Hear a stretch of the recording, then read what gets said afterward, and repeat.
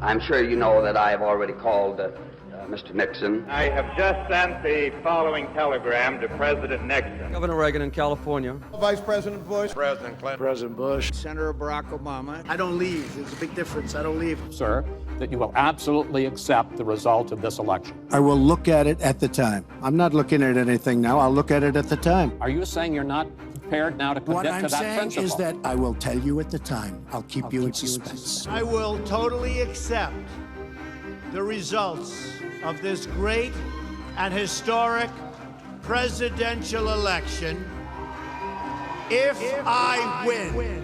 We may have to go for an extra term. Can you give a direct answer? You will accept the I election? have to see. Look, I have to see. No, I'm not going to just say yes. I'm not going to say no. And I didn't last time either. The only way we're going to lose this election is if the election is rigged. Remember that.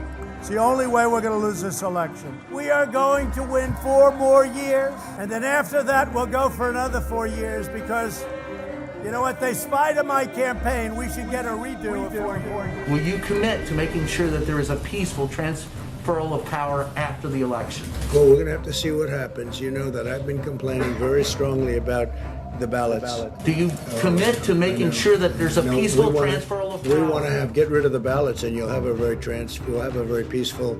There won't be a transfer, frankly. There'll be a continuation. Mailmen selling the ballots. They're being sold. They're being dumped in rivers. This is a horrible thing for our country. This is not going to end well.